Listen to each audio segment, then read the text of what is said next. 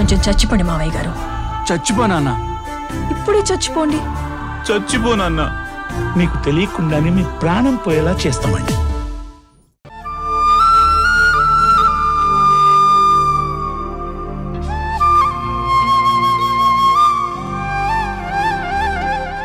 అమ్మ మన గురించి ఆలోచిస్తుందంట.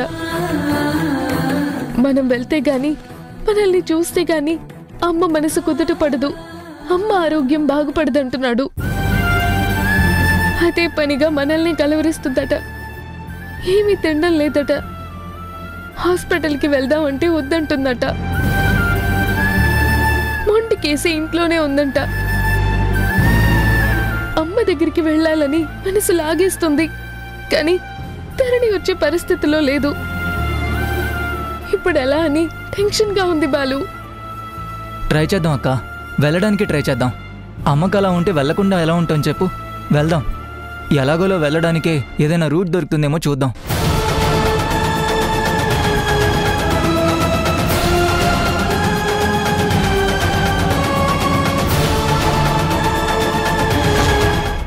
జనని, అమ్మ నువ్వు ఎక్కువగా ఆలోచించకమ్మా. ఇప్పటికే చాలా స్ట్రెయిన్ అయ్యావు.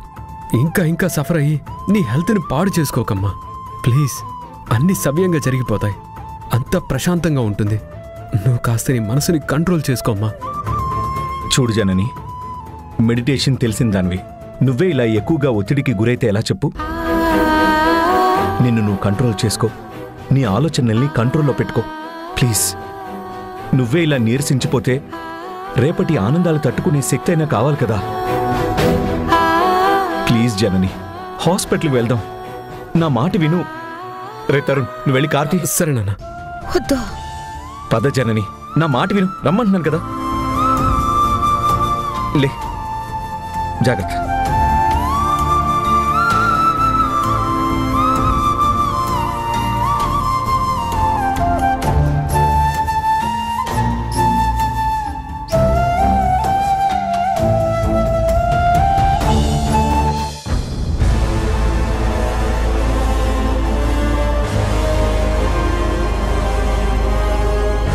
ఈ జనని అటునుంచటే పైకి పోతే ఎంత బాగుండో. మళ్ళీ వెనక్కి రాకూడదు. ముక్కోటి దేవతల్లారా, నా కోరిక నెరవేరేలా చూడండి. మొక్కుకున్న మొక్కులన్నీ చెల్లించుకుంటాను. మోకాళ్ళ మీద తిరుపతి కొండెక్కుతాను.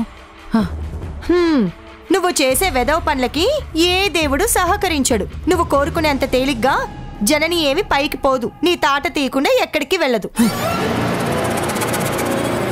ఎవనో అదే నువ్వు ఏం కోరుకున్నా నీ కోరికలకి దేవుళ్ళు సహకరించరు అన్నాను. నువ్వు ఆశించినంత తేలిగ్గా జనని ఎక్కడికి పోతుంది అని అంటున్నాను. తనకేదో ఇప్పుడు రోగం వచ్చిందని నీ రోగం కుదుర్చకుండా ఉంటుందా అని అంటున్నాను.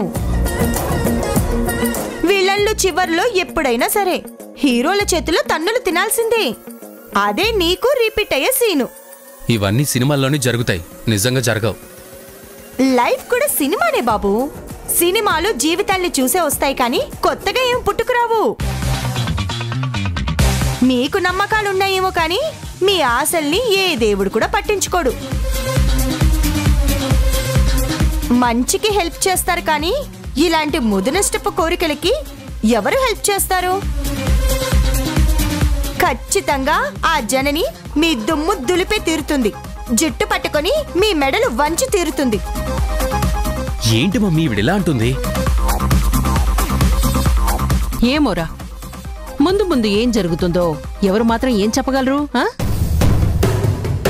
ఆ జననీకేమో పిల్లల మీద పంచప్రాణాలు.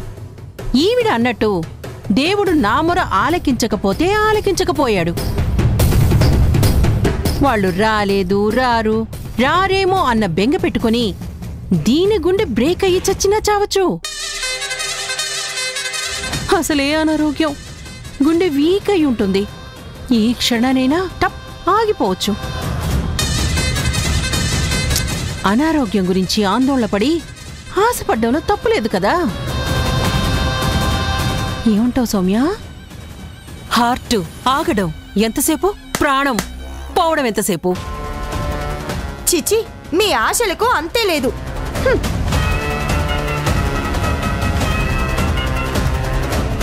దేవుడా, ఆ జనని పైకెళ్ళిపోయేటట్టుగా చూడు.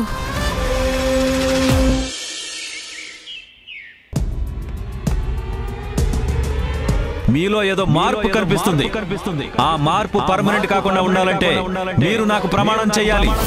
ఇప్పటి నుంచి హాస్పిటల్కి వెళ్ళను, ఆ గుణ జననీలని కలవనని ఒట్టేసి చెప్పు. పిల్లలు పిల్లలు ధరణి ధరణి బాలు బాలు బాలు మధుని చూడాలి చూడాలి. అక్క ఏంటక్క ఇంకా ఆలోచిస్తూనే ఉన్నావు? అమ్మకి బాలేదని తెలిసింది కదా. ఆ మాట విన్నప్పటి నుంచి నాకు దుఃఖం ఆగడం లేదు. మనసులో లేదు. అమ్మే కళ్ళల్లో మెదులుతోంది. స్టబన్గా ఒక దగ్గర ఉండలేకపోతున్నాను.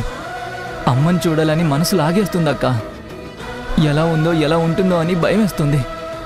వెళ్దాం అక్క, ఒక్కసారి వెళ్ళి అమ్మని చూసొద్దాం అక్క. పైగా తను మనల్ని కలవరిస్తుంది కదా. వెళ్దాం అక్క, జస్ట్ అలా చూసి హాఫ్ అన్ అవర్లో వచ్చేద్దాం. అవును ధరణి, మనల్ని చూడగానే అమ్మ మనసు కుదుట పడుతుంది. అమ్మ ఆరోగ్యం బాగుపడుతుంది. అమ్మకి కనిపించి పలకరించి వచ్చేద్దాం ధరణి. నాకు వెళ్ళి చూడాలనే ఉంది, కానీ ఏం చేయను. జరిగింది తలుచుకుంటేనే భయం వేస్తుంది. ఇప్పుడు అవన్నీ ఆలోచించొద్దు. అనవసరమైన భయాలు మనసులో పెంచుకోవద్దు. ఏది పెంచుకోవద్దు. నాన్నని చూసావు కదా, నాన్న కోపాన్ని చూసావు కదా. ఆయన మాటని కాదని వెళ్తే ఆయన చాలా సీరియస్ అవుతారు. ఆయన ఎలాంటి నిర్ణయం తీసుకుంటారో మనం చెప్పలేం. మనం ఇలా వెళ్ళామని తెలిస్తే ఇంకా ఎన్ని గొడవలు అవుతాయో, అది ఎంతవరకు వెళ్తుందోనని చాలా భయంగా ఉంది. మనం ఇలా వెళ్ళి అలా వచ్చేద్దాం. వెళ్ళేది కాసేపే కదా, ఎలాగో అలాగో మేనేజ్ చేద్దాం. మనం వెళ్ళినట్టు అసలు నాన్నకి తెలియకుండా చేద్దాం. తెలియాల్సిన అవసరం కూడా లేదు.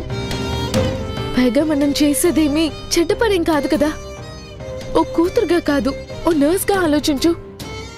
ఓ పేషెంట్ కోసం వెళ్తున్నా అలా అని ఫీల్ అవ్వు. సర్వీస్ చేయడం నర్స్ డ్యూటీ, రెస్పాన్సిబిలిటీ.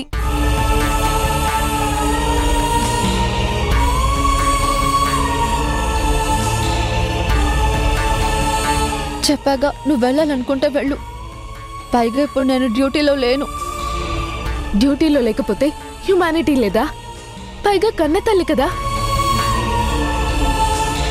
అవునక్క, అమ్మకి ఏమైనా అయితే మనం తట్టుకోగలమా? తన అనారోగ్యానికి మనమే కారణం అవుతాం కదా. అమ్మని చూడకుండా నేను ఉండలేకపోతున్నానక్క.